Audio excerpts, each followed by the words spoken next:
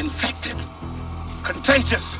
Welcome to Watch Mojo, and today we're counting down our picks for the 10 horror movies that initially flopped at the box office before becoming cult classics. Who knows where it's been, what it's seen,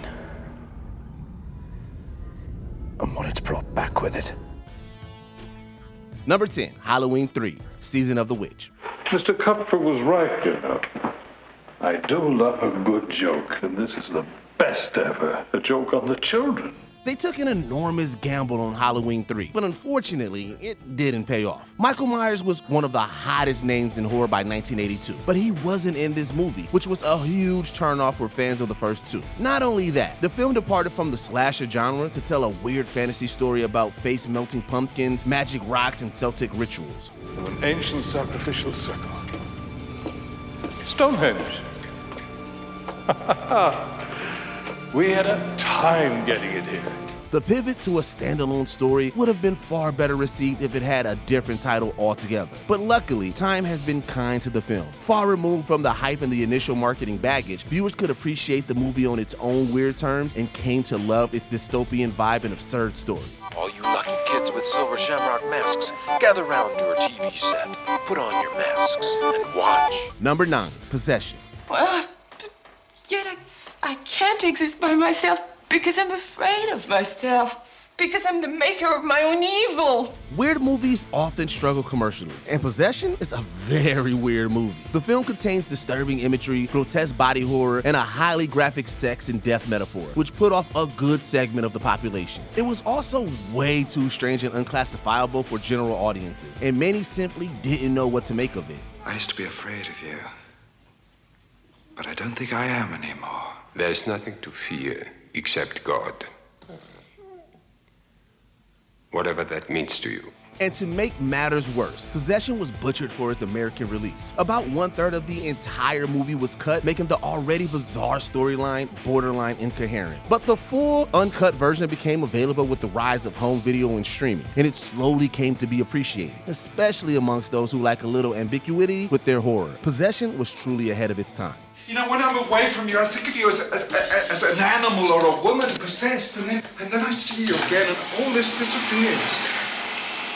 Number 8, Slither. Either you ever seen anything like that? You ever heard of anything like that? Huh? Me neither. Sometimes a movie is widely considered excellent but still underperforms. That's life. James Gunn made his directorial debut with Slither, a fun and extremely gross slice of horror comedy that serves as an homage to 50s B-movies. Despite enthusiastic reviews, the mix of tones confused general audiences, with horror fans finding it too silly and comedy fans finding it too scary and gory. Are you alright? You need both of them things in you to get all woomy. Oh, that's awesome. Universal also struggled to market the film effectively, with limited star power and trailers leaning too heavily into the gross-out horror without highlighting the wit or sense of fun. But it quickly became a favorite for horror nerds and midnight movie crowds, and later gained popularity on DVD, with die-hard fans highlighting its remarkable creature effects and endlessly quotable lines. Lyme disease. You touch some deer feces and then you eat a sandwich without washing your hands, you got your Lyme disease. And that makes you look like a squid. Number 7, Twin Peaks, Fire Walk With Me. Well, now, I'm not going to talk about Judy. In fact, we're not going to talk about Judy at all. We're going to keep her out of it. There are a slew of reasons why Fire Walk With Me didn't work on the heels of the mega popular Twin Peaks. The show had a disappointing second season, which soured interest for more. The film failed to address its many lingering questions, serving instead as a prequel focused on the final days of Laura Palmer. James, you don't know what you're talking about. Quit trying to hold on so tight. I'm gone. Long gone. Many beloved characters were completely absent. It was way too dark for some, especially compared to the show's wackier tone, and for others, it was way too weird, more David Lynch than Twin Peaks. But now, those are exactly why people love it. Fire Walk With Me came to be appreciated as a bold, artistic risk that didn't heed to expectations, and it's considered one of Lynch's defining works. Fire. Walk with me.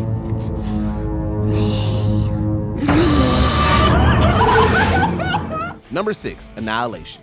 Our bodies and our minds will be fragmented into their smallest parts until not one part remains. Annihilation.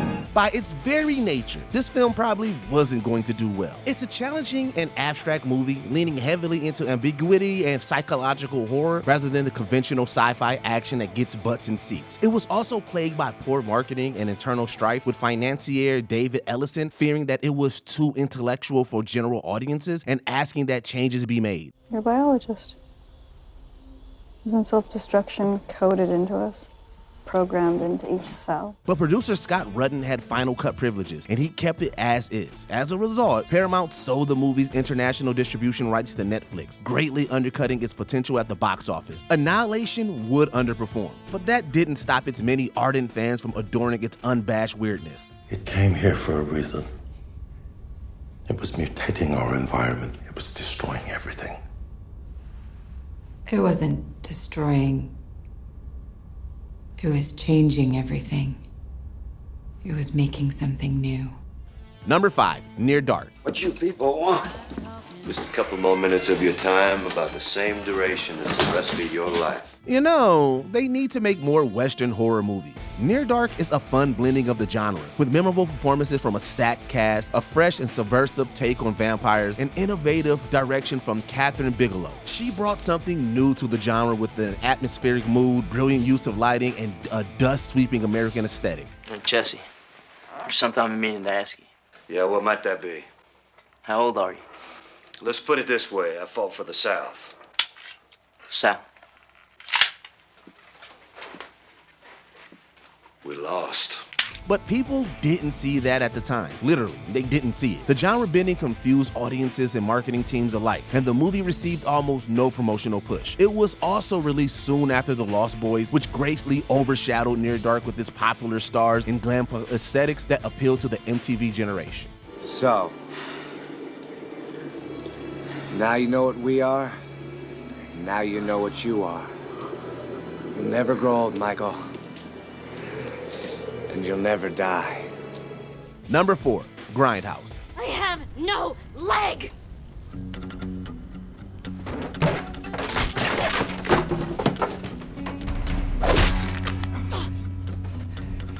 Now you do.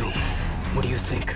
Quentin Tarantino and Robert Rodriguez got together and took us back to the 70s with Grindhouse. This was an homage to the gritty and goofy exploitation era, a double bill that combined Rodriguez's Planet Terror with Tarantino's Death Proof and featured a number of fake trailers. You saw my car, I saw your legs. Now look, I ain't stalking y'all, but I didn't say I wasn't a wolf. Unfortunately, general audiences had no idea what to make of this. Not the weird tone of the movies, not the intentionally crappy filmmaking, and probably not the 190-minute runtime.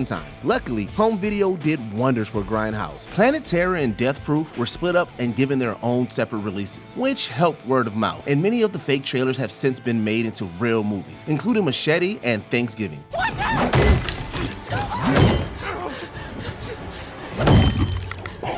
This way, go! Number 3, The Blob. Listen to me, Briggs. Think for a minute. Do you suppose an army of guys in plastic suits show up every time a meteor falls? It's not often that a remake surpasses the original. The Blob is a rare exception. But the film was marketed like a typical monster movie with little effort made to highlight its inventive effects, edgy tone, and modern updates to the original story. The thing on that man's hand killed him, and then it killed Paul. And whatever it is, it's getting bigger. To many people, this just looked like a campy and dated creature feature from a bygone era. It also faced some serious competition at the box office, including Die Hard and Who Framed Roger Rabbit, both of which were enormous hits. But horror lovers eventually came to appreciate the movie's subversive storytelling and incredible practical effects, with some of the kill scenes becoming legendary among horror enthusiasts. We need a schematic of the sewer system. We'll contain it down there. I want that organism alive. What about the civilians?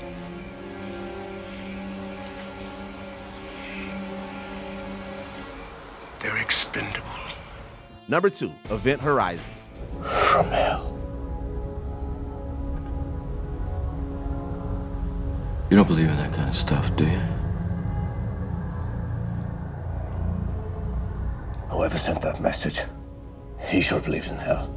This is one of those instances where critics and general audiences do not see eye to eye. Event Horizon was lambasted upon release, with many critics hating the film and giving it negative reviews. That certainly didn't help its box office prospects. Neither did the poor marketing or stiff competition from the likes of Air Force One and Men in Black. While some people enjoyed it, word of mouth wasn't nearly strong enough to overcome the initial negativity. It shows you things, horrible things. What does? The dark inside me from the other place.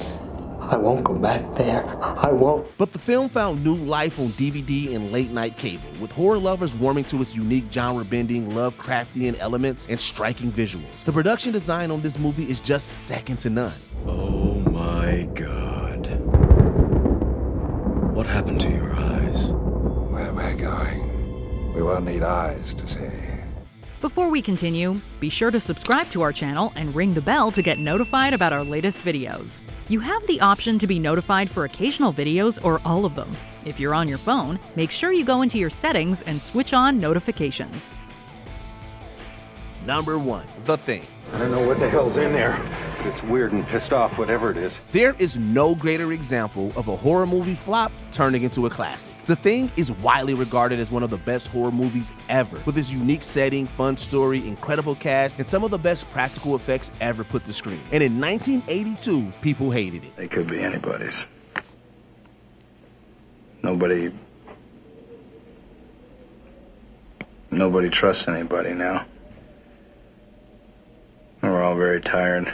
They hated its nihilistic tone, its downbeat ending, its so-called underdeveloped characters, and especially its gore. Word of mouth was, shall we say, not the greatest. But worst of all, The Thing suffered what is probably the worst theatrical timing of all time, coming out just 2 weeks after E.T. That alone crushed any and all hopes of The Thing performing well at the box office. Why don't we just wait here for a little while? See what happens. Do you enjoy these films, or do you think they were right to bomb? Let us know in the comments down below. And don't forget to like and subscribe for more WatchMojo videos. Hey! Ladies! That was fun!